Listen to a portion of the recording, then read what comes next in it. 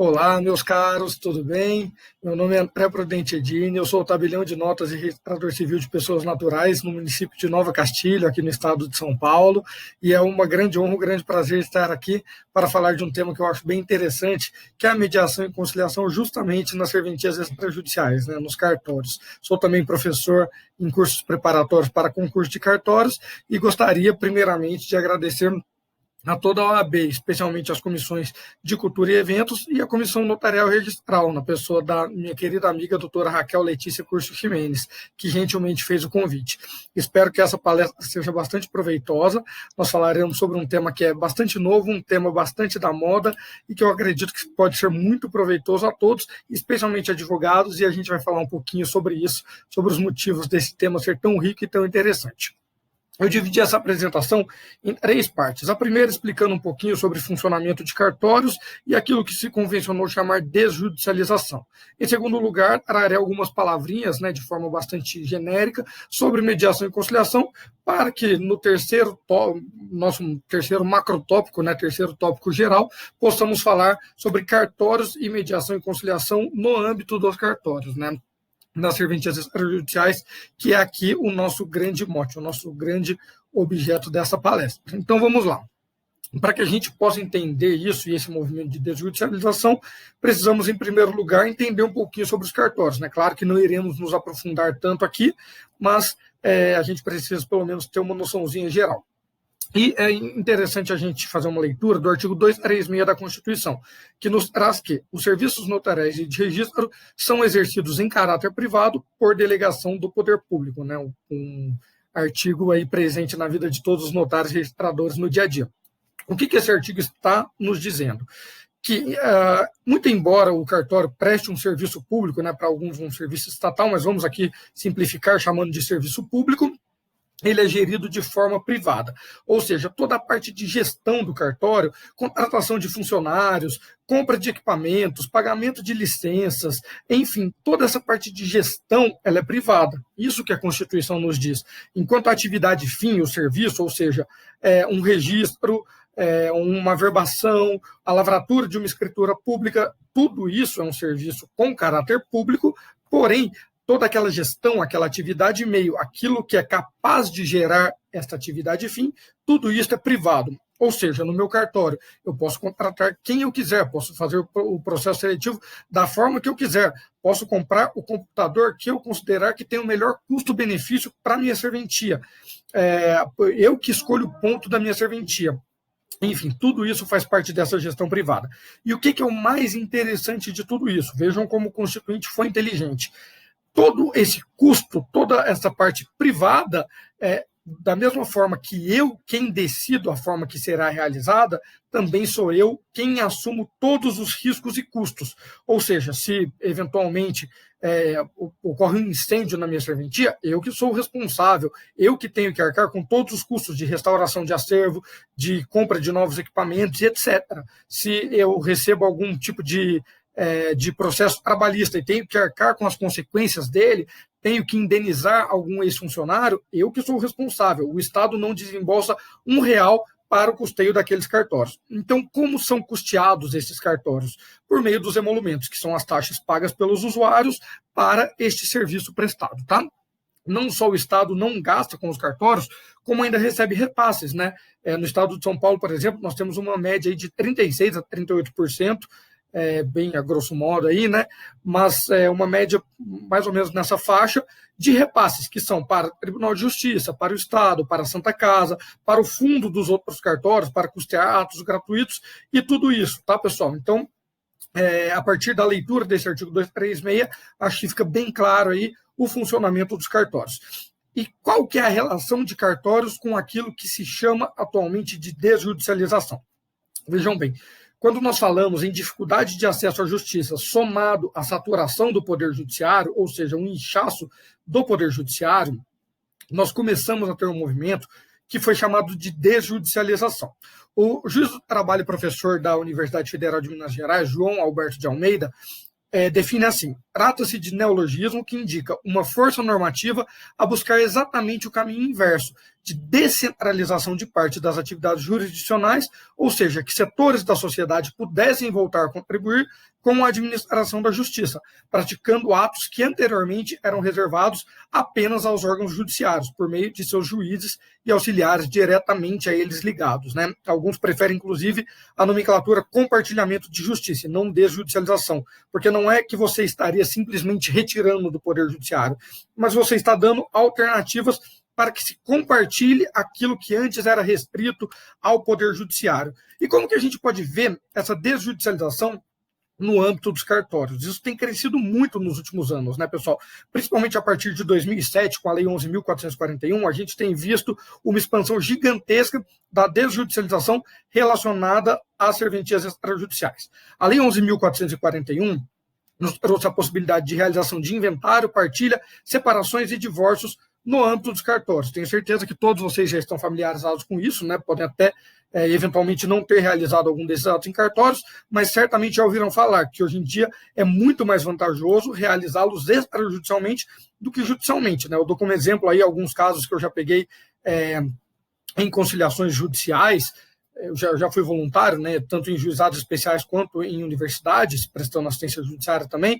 Já cansei de pegar inventários que estavam ali há 9, 10, 11, 12 anos sem uma solução. Eu peguei, me lembro de um dos meus últimos casos, né, que fomos tentar uma conciliação, na verdade não era nenhuma conciliação, neste caso era da assistência judiciária, estávamos tentando uma solução, e era um inventário que se arrastava já há 12 anos, ainda não tinha nem o plano de partilha aprovado. Parece brincadeira, mas é verdade, né?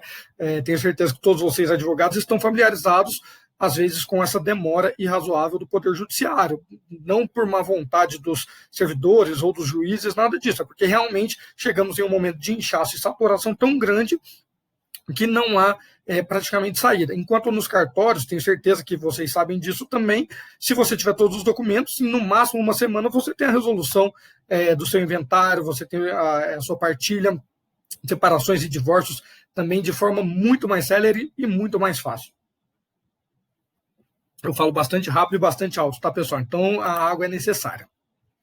A partir da Lei 11.441, como eu mencionei, nós tivemos uma ampliação muito grande desses serviços que antes eram restritos ao Poder Judiciário. Por exemplo, ao uso capião extrajudicial no cartório de registro de imóveis, inserido no artigo 206A da Lei 6.015, Lei de Registros Públicos. A emissão de documentos públicos pelo Registro Civil de Pessoas Naturais, os chamados ofícios da cidadania, né? Não é exatamente desjudicialização, mas é um compartilhamento também de atos antes restritos a outros órgãos, como, por exemplo, a emissão de CPFs, eventualmente emissão de passaportes, quem sabe, né? É algo aí que tem sido trabalhado nos convênios. Além disso, homologação do penhor legal pela via extrajudicial, inserido no artigo 703, parágrafo 1º do Código de Processo Civil. Tudo isso estou trazendo aqui ensinamentos do professor Tiago Esteves, tá, pessoal? Meu colega que assumiu serventia no Maranhão e que ele traz um apanhado muito bacana aí desses casos, tanto legislativos, que nós acabamos de ver, como de forma administrativa pelo CNJ. Então, vejam, provimento 63 de 2017, modificado pelo provimento 83, todos do CNJ, que tratam do reconhecimento voluntário e averbação de paternidade e maternidade. Ou seja, aquilo que antes era restrito ao Poder Judiciário pode ser feito de forma muito mais célere em âmbito extrajudicial. Eu mesmo já realizei vários reconhecimentos de paternidade socioafetiva quando ainda era titular no estado do Pará, e posso dizer para vocês que é bastante gratificante você ver resultados de forma tão célere e tão eficaz, tá? Além, claro, aquilo que é o nosso principal objeto da palestra de hoje. O provimento 67 de 2018, também do CNJ, que regulamentou conciliação e mediação extrajudiciais, o nosso tema aqui da nossa palestra. E trago junto a ele também o provimento 72 de 2018, que dispõe sobre medidas de incentivo à quitação ou renegociação de dívidas nos tabelionatos de protesto, que também trouxe aí uma grande celeridade nessas renegociações de dívidas. Trago para vocês também alguns ensinamentos do Tiago Silveira, Marta Eldebs e Renata Eldebs, inclusive um livro específico sobre mediação e conciliação nos cartórios, nas serventias extrajudiciais, que eu utilizei bastante como base para essa palestra. Tá? Eles trazem que pela Lei 13.465 há uma importante hipótese de mediação ou da arbitragem no âmbito dos registros de imóveis, que é a demarcação urbanística no procedimento de regularização fundiária. Importante também apontar a utilização das câmaras de prevenção e resolução de litígios. Tudo isso presente aí no artigo 21, parágrafo 3º da 13465. Então, nós tivemos aqui uma visão geral acerca de cartórios. Agora eu queria falar um pouquinho sobre mediação e conciliação. Tenho certeza que todos os senhores são bastante familiarizados com o tema, mas a gente vai fazer uma apanhadinha aqui para chegar no nosso principal objetivo, que é a mediação e conciliação nos cartórios, nas serventias extrajudiciais. Para a gente entender mediação e conciliação, a gente precisa entender o que é o chamado sistema multiportas, né? Uma outra palavra aí da moda. E eu trago para vocês que assim, o paradigma do acesso à justiça, trazido por Mauro Capelletti e Brian Garth, ele se desdobrou em 3 ondas renovatórias. Acho que a maioria de vocês deve se lembrar disso, né? Essas ondas renovatórias eram soluções práticas para os problemas de acesso à justiça. E eles explicam e demonstram isso muito bem, tá? Inclusive, essa obra deles é marco teórico da minha dissertação de mestrado. Eu ainda não terminei o mestrado, mas é marco teórico. Então, eu gosto muito dessa obra e indico a todos que ainda não tenham tido acesso a ela. Essas três fases são divididas da seguinte forma. Primeira onda renovatória, acesso à assistência judiciária para os pobres. Segunda onda, representação de interesses difusos, né? Ações populares, ações civis públicas, ações de interesses difusos e coletivos, e etc. E a terceira onda, um conceito mais amplo de acesso à justiça, que pode ser entendido como um acesso a uma justiça eficiente e que alcance, inclusive, os menos favorecidos de forma extensa. Então, vejam, essa terceira onda, com uma maior amplitude, busca aquilo que eles chamaram de acesso pleno à justiça, conjunto de ações e atores propensos não só a resolver, como também evitar e prevenir os conflitos, evitar e prevenir os litígios, buscando ainda novos enfoques e soluções processuais e, vejam, extraprocessuais. Ou seja, estamos falando justamente dessa fuga do processo, né? Não exatamente uma fuga, mas de uma alternativa a este processo, uma alternativa ao Poder Judiciário. Então, quando nós falamos em desjudicialização e meios alternativos de resolução de conflitos, nós estamos, obviamente, na terceira onda renovatória do Capelletti e do Garth. E aí, o sistema multiportas ele pode ser entendido da seguinte forma: seria uma metáfora com uma pessoa que chega ao átrio do fórum e vê diversas portas, cada uma com um tipo de solução. Então, uma porta tem arbitragem, uma porta conciliação, uma porta mediação e uma porta, por exemplo, o próprio Poder Judiciário. Vejam o que Tiago Silveira, Marta e Renata Eudebes nos trazem de acordo com o Leonardo Cunha, né? Eles trazem os ensinamentos do Leonardo Cunha. Estudos mais recentes demonstram que tais meios não seriam alternativos, mas sim integrados, formando um modelo de justiça multiportas. Para cada tipo de controvérsia seria adequada uma forma de solução, de modo que há casos em que a melhor solução há de ser obtida pela mediação, enquanto outros pela conciliação, outros pela arbitragem e outros, finalmente, pela decisão do juiz estatal. Há casos, então, que o meio alternativo é que seria o da justiça estatal. Vejam que interessante esse pensamento aí do Leonardo Cunha. Continuando, então, para visualizarmos esse sistema multiportas, eu trago aqui alguns considerandos do próprio provimento 67, que eu mencionei para vocês, que nos traz a mediação e conciliação em âmbito extrajudicial, das serventias extrajudiciais. Considerando a incumbência do CNJ de consolidar de incentivo e aperfeiçoamento dos mecanismos consensuais de solução de litígios, considerando a efetividade da conciliação e mediação como instrumentos de pacificação social, solução e prevenção de litígios, considerando a necessidade de organização e uniformização de procedimentos consensuais de solução de conflitos. Essa já no provimento 72, tá, gente? Então, vejam vocês que o próprio CNJ enxerga essas soluções como este novo enfoque de acesso à justiça, tudo aqui dentro dessa terceira onda do Capelletti e do Garth, tá? E aí, a gente precisa, para finalizar essa parte de mediação e conciliação, entender a diferença entre a mediação e conciliação judiciais e a extrajudicial. Vejam que há diversas diferenças, né? Isso eu trago alguns ensinamentos da doutora Fernanda Leitão, tabelinha de notas na capital do Rio de Janeiro. Ela nos traz que, em primeiro lugar, a mediação judicial, após o advento do novo Código de Processo Civil, passou a ser obrigatória, enquanto a extrajudicial, obviamente, não o é. Além disso, a mediação judicial se desenvolve no âmbito de um processo judicial, obviamente. Além disso, para se tornar um mediador judicial, devem ser preenchidos requisitos muito mais rigorosos do que para se tornar um mediador extrajudicial. Então, só para ficar claro, a mediação que pode ser realizada nos cartórios é a extrajudicial, conforme nos traz o artigo 42 da Lei 3.140, a Lei da Mediação.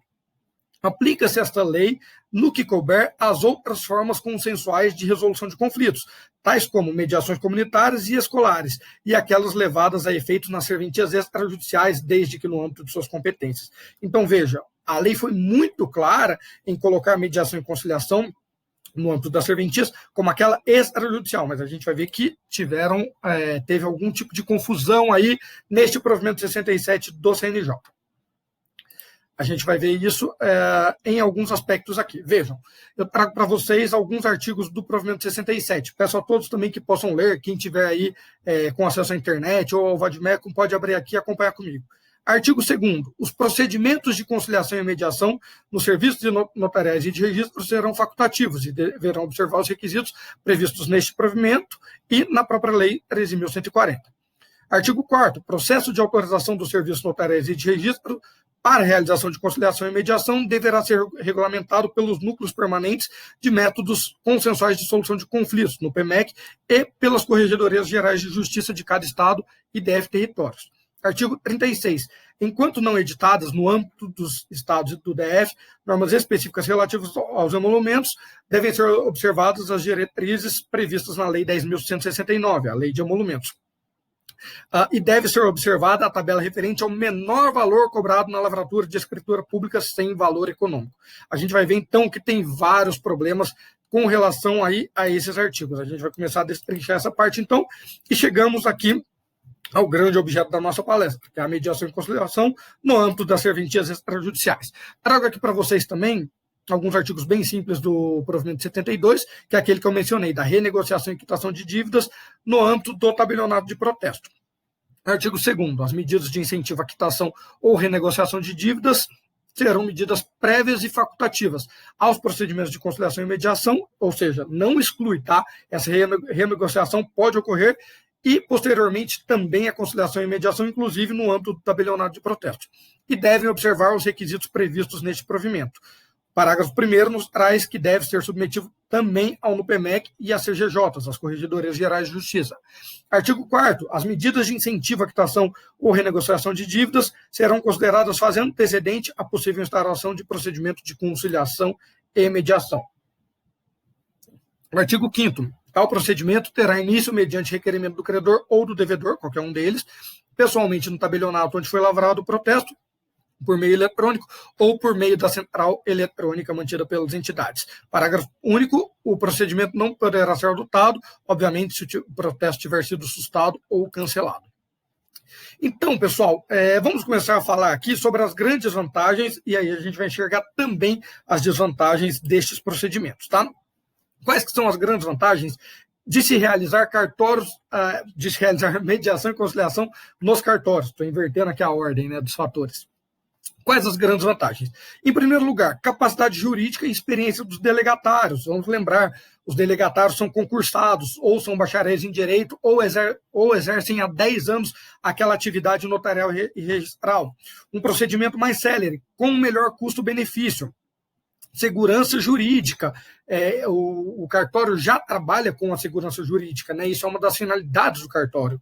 Economia do dinheiro público, vocês se recordam que eu mencionei que o poder público não injeta R$1 nos cartórios, muito pelo contrário, recebe os repasses, além de se economizar no próprio poder judiciário, pois a partir do momento em que você retira isso de lá, você está economizando com funcionários, tem uma economia de tempo e energia, você tem uma economia da própria estrutura do Poder Judiciário, né, tudo isso. Então você economiza duas vezes. Além de você não injetar dinheiro nos cartórios e receber de volta, você está economizando ao tirar isso do Poder Judiciário, ao desjudicializar. Além, claro, da própria capilaridade dos cartórios.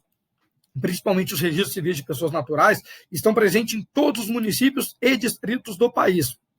No meu caso, por exemplo, meu município Nova Castilho não tem um fórum, não tem o Poder Judiciário ali presente, mas tem o meu cartório. Então, vejam, é uma forma também de acesso à justiça e muito mais fácil, muito mais célere. E eu trago para vocês também, tudo isso aqui que eu trouxe, tá, pessoal? É daquele livro que eu mencionei, do Tiago Silveira, Marta Aldebs e Renato Aldebs, além do professor Luiz Guilherme Loureiro. Tudo isso foi base aqui para essa palestra de hoje e diversos artigos, como, por exemplo, esse da doutora Fernanda Leitão, da doutora Bárbara do Sul, que me ajudou bastante também com materiais, e de todas as pessoas que já fizeram parte aí dessa evolução para que, de fato, se tornasse realidade a mediação e conciliação no âmbito dos cartórios. Continuando. E aí eu trago por conta própria que os próprios princípios da mediação e conciliação convergem com os princípios da atividade notarial registral. Quais são? Imparcialidade, confidencialidade, independência funcional, legalidade. Então, percebam vocês, antes mesmo do procedimento de mediação e conciliação, os delegatários já são consultores jurídicos das partes. O tabelião de notas ele tem a obrigação de assessoramento jurídico, né? Ele não é um mero vendedor de escrituras, ele assessora as partes de forma independente, não interessa quem vai pagar a escritura, não interessa quem contratou, ele é um consultor jurídico e ele é imparcial. Além disso, os delegatários servem como polícia jurídica, prevenindo litígios, né, essa função de pacificação social, e são redatores qualificados. André, você está falando que delegatário escreve melhor que os outros? Não, muito pelo contrário. Às vezes a gente acaba sendo até um pouquinho mais confuso, né? Com redator qualificado, eu quero dizer que nós já temos um conhecimento da linguagem jurídica, que deve ser técnica, mas também acessível, porque esse é o intuito da redação qualificada e daquela realizada pelos cartórios, tá? E vejam vocês que até mesmo em uma visão histórica do Valle de Cortisolo, eu não sei a pronúncia exata porque é catalão, trazida pelo Luiz Guilherme Loureiro, a gente já consegue enxergar essa natureza de mediadores e conciliadores dos delegatários. Vejam, abre aspas, o notário nasce e se desenvolve especificamente com nossa tipologia durante o medievo, em determinados países da área mediterrânea, e para responder às necessidades vitais e sociais. Especialmente eram essas necessidades, e seguem sendo, de dar segurança jurídica, mediante adotar de formas adequadas os negócios jurídicos, e ao mesmo tempo de mediar em uma sociedade contratualista que ela mesma ia criando o seu direito. Então vejam que essa ideia de mediação já é muito presente até mesmo na doutrina mais clássica. Em âmbito internacional, percebam vocês, a mediação já foi objeto de conclusões nos congressos do notariado latino. O notariado latino é aquele presente no Brasil, né, em que o tabelião tem essa função de assessoria jurídica das partes, não mero repetidor, não mero carimbador, não é essa a ideia do notariado latino, tá? Presente em 89 países. Na Grécia, há anos o tabelião já atua como mediador. Um caso espanhol, citado por Celso Campilongo como um norte a ser seguido, traz os meios alternativos de resolução de conflitos como parte natural e automática da própria função notarial. Os espanhóis eles não conseguem enxergar os notários de outra forma que não seja como mediadores e conciliadores. Isso já é muito natural, né? O caso espanhol é emblemático para isso. E eu trago também aqui lições da Ana Carolina Bergamaschi Arouca, em publicação na revista da Faculdade de Direito da UF, né, onde eu sou mestrando, inclusive. Ela nos traz, em outros países da Europa, como a França, os notários já atuam como mediadores e chegou à solução de 80% dos casos demandados nesta esfera. Pode chegar a parecer até utópico, né? Mas é um norte aí a ser seguido e, se Deus quiser, um dia alcançado. Na Colômbia, Álvaro Rojas Chari, presidente da União Colegiada do Notariado Colombiano, nos traz, abre aspas, é importante destacar que a Colômbia é um dos países que mais conhece a respeito dos trâmites conciliatórios, voluntários de aplicação de mecanismos alternativos à esfera legal, como escrituras públicas, trâmites sucessórios, divórcio e liquidação de sociedade conjugal, execução de garantias mobiliárias, inventários, etc. Enfim, traz vários exemplos aí, dentre eles esta possibilidade de mediação e conciliação. Isso está no site do CNB de São Paulo, Colégio Notarial Brasileiro, seção de São Paulo, uma entrevista aí com o Álvaro Rojas Chari, muito interessante, podem dar uma olhada lá, tá? E aí, como nem tudo são flores, né, a gente olha todas essas vantagens, pensa que lindo, maravilhoso, mas tem também as grandes desvantagens. Em primeiro lugar, o provimento 67, ele adotou a mediação extrajudicial, a gente viu isso, né, ele tornou facultativo, deixou bem claro que é extrajudicial, mas com os requisitos da mediação e conciliação judicial. Então vejam grandes dificuldades, né, trazidos aqui, principalmente no artigo da doutora Fernanda Leitão. Em primeiro lugar, o serviço notarial registral deve iniciar um processo para obter autorização perante o NUPEMEC e as corregedorias. É uma dupla necessidade de autorização. Consequentemente, há uma dupla fiscalização, tanto por parte do NUPEMEC quanto da CGJ, o que traz, vocês podem pensar assim, mas a fiscalização é boa.